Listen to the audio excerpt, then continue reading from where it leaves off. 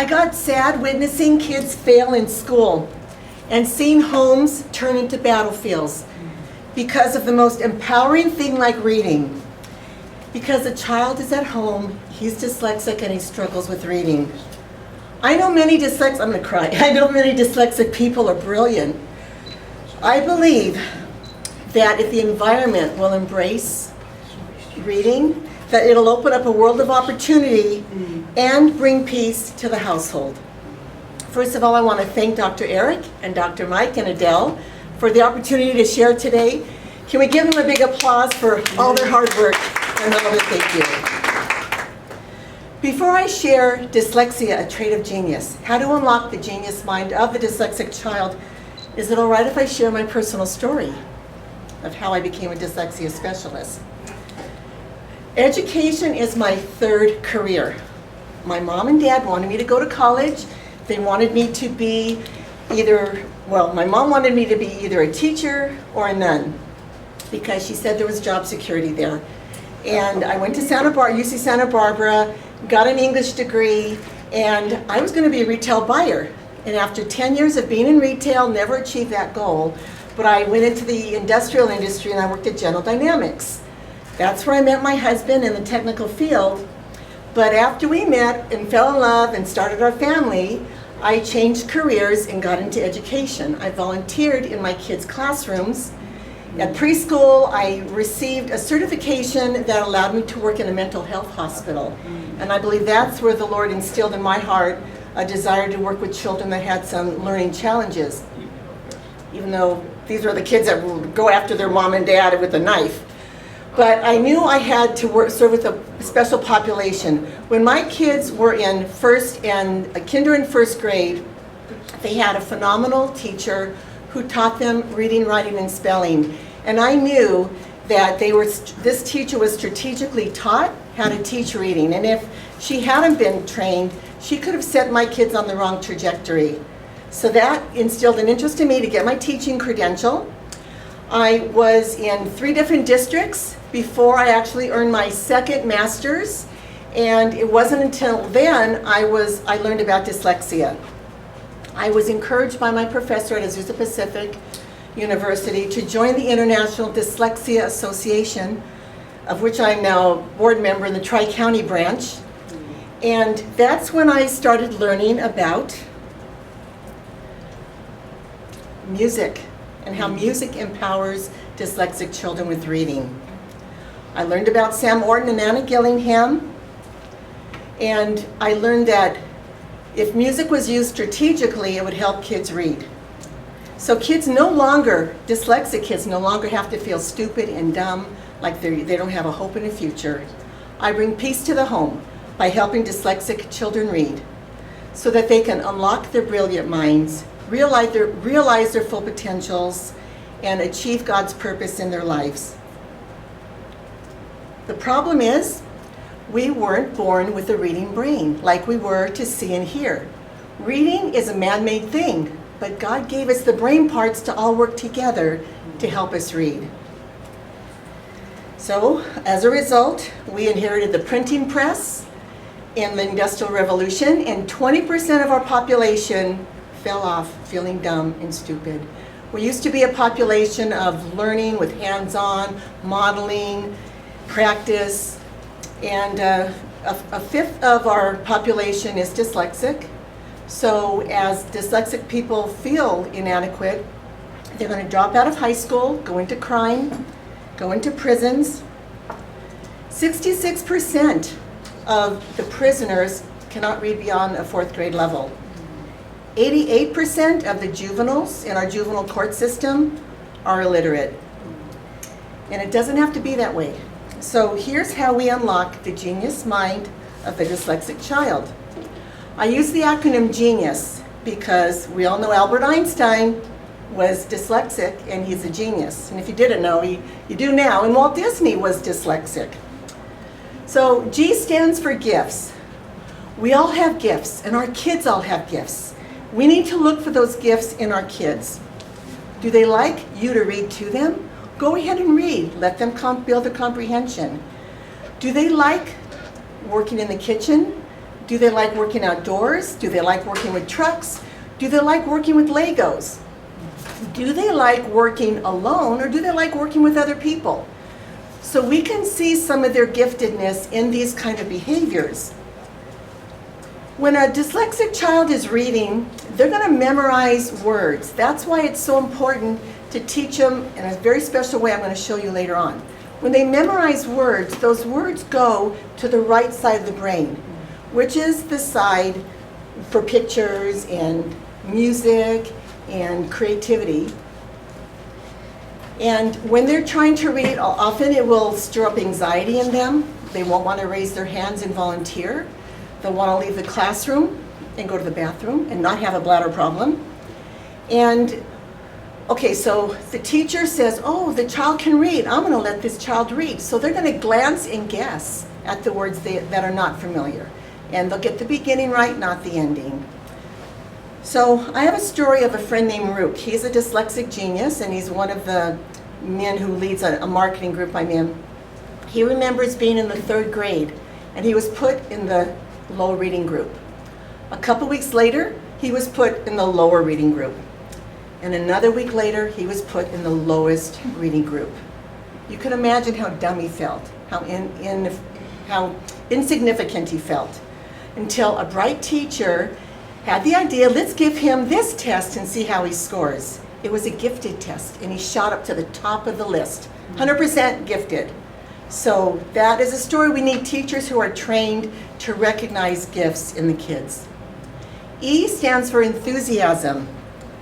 Your child may be good at something, but what are they enthusiastic about? What is their main interest? My daughter was interested in sports and music, but when it really came to middle school and high school, she wanted to get into medicine.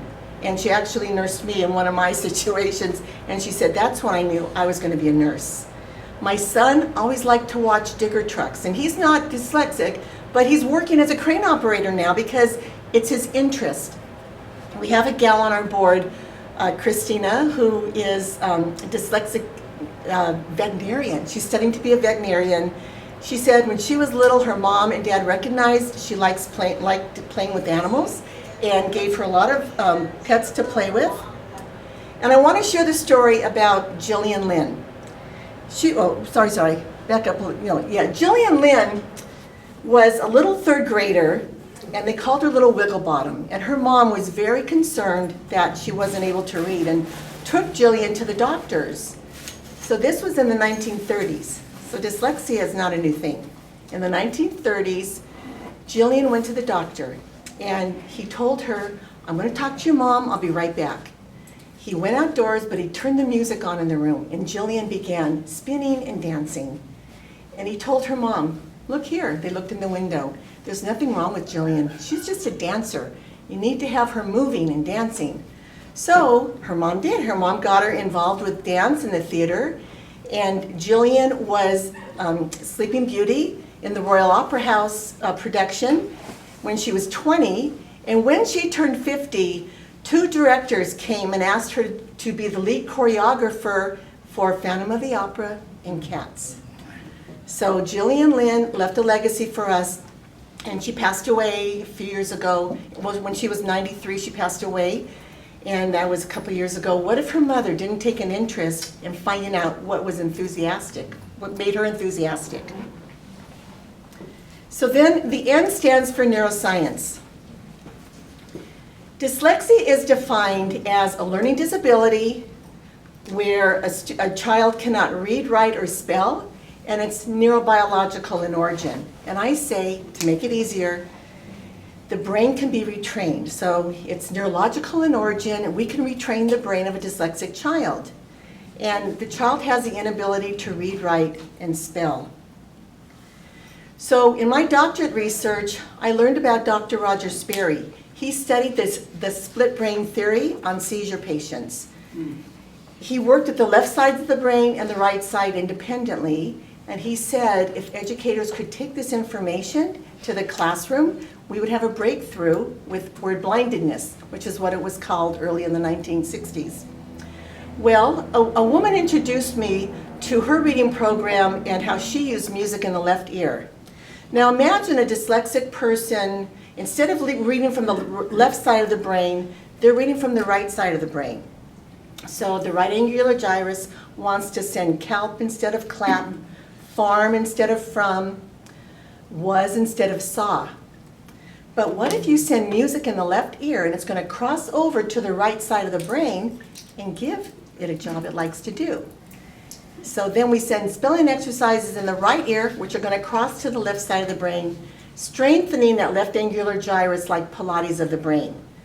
That's how we can integrate music, work with the left side of the brain and the right side of the brain independently, but they're still working together.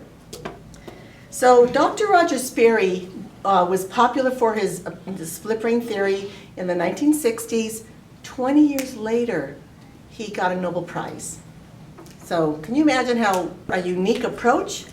You need a unique approach of a multisensory reading program to help children with dyslexia. High school students, 35% of the high school graduates are dyslexic. So we can make that connection, dropping out of high school, prison rate. We have to have all of our kids graduate from high school. I had someone say, dropping out of high school was the best thing that ever happened to me. Well, 2/3 of the kids who drop out of high school will end up on welfare or go to prison. So he was one of the lucky 1/3, right? Because he had supportive parents. We want all of our kids learning to read and write and spell, go to the top of their class. We want them to love learning as a lifelong skill. So I have a program that's called Jumpstart to Success, and it's 3 days a week for students with dyslexia. Then we have a Keep Up program, which is 2 days a week for the kids who go through about 30 or 40 sessions with us. And I also have a level 1 of my curriculum where I train paraprofessionals or parents or teachers to work with their own kids. And then I now have a level 2 because I've completed 200 hours of Orton Gillingham training. So people are looking for the multisensory expert. Here I am. We have all this available. S stands for success.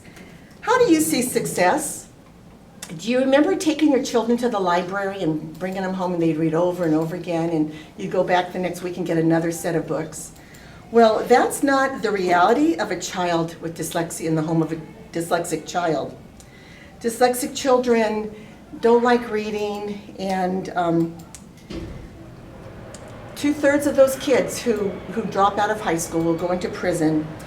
So if a child isn't reading at grade level by 4th grade, that means they're reading at the low 3rd grade level, they're the ones that are at risk. And we need to let everybody know that there are options to go to trade school. They can go to technical school, theater school, and they can go to college. If they want to get that degree to follow their passion, they can get those accommodations. So I told you the story of Christina Bacour. Here's a picture of her. So she's on our board, and I'm proud to just say she was in the top 10 of the Miss California pageant that they had this summer. And she advocates for dyslexic people, and she goes to the schools encouraging the young kids as well as the older not to give up on your dreams. So here are some more success stories. I have when the little boy in the blue, his name is Cruz, little boy blue, come blow your horn. He didn't even know his letter names and sounds going into 2nd grade. At the end of 2nd grade, he was reading at a 4th grade level and reading at a 5th grade level because we taught him his letter names and sounds, then we got him into my program. So now he's actually going into 4th grade, reading at a 6th grade level, and he's just a rock star. And then Cameron on the right is a dyslexic student I work with in my home who just loves to talk and share stories. He's so bright. Oh my gosh, he's off the charts bright, and he has a great future for him. So that, ladies and gentlemen, is how we unlock the genius mind of the dyslexic child.